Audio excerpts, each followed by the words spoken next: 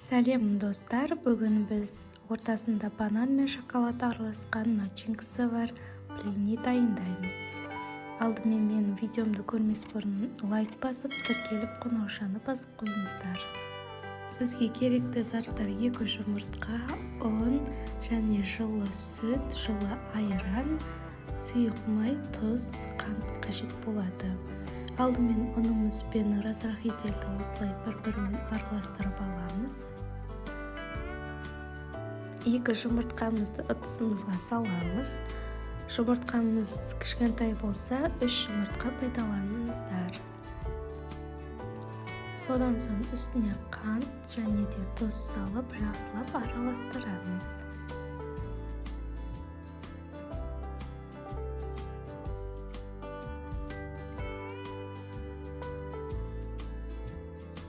Жақсылап араластырып болғаннан кейін сүтімізді және де айранымызды құйып біркелкі араластырамыз.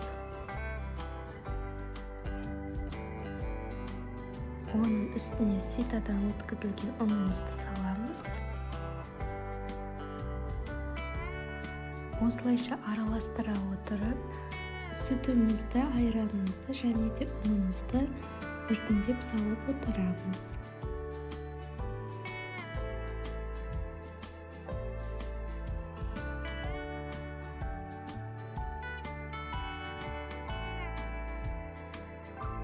Ең соңында сұйық майымызды құйып, жақсылап араластырып аламыз. Неге бізде осындай сұйық масса шығады.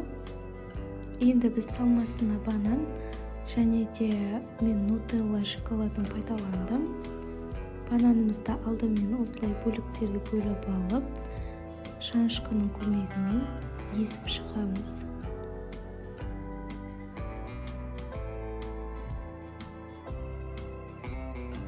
Одан кейін нутелла шоколадымызды біраз қасық салып, жақсылап біркелкі болғанша араластырып аламыз.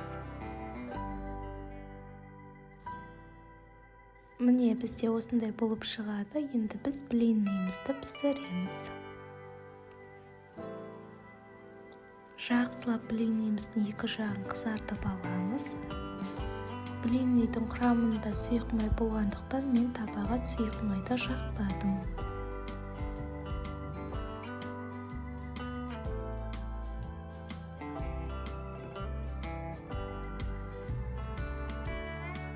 Дайын болған блиниларымыздың үстіне енді біз салмасын жағамыз.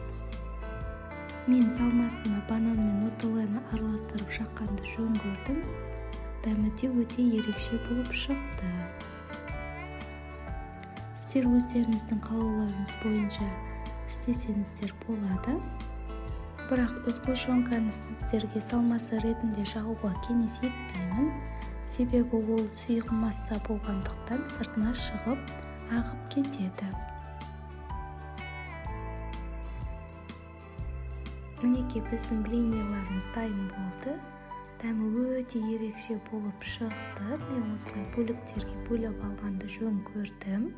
Сіздерге видеом ұнаса, каналыма тіркеліп лайк басып кетіңіздер.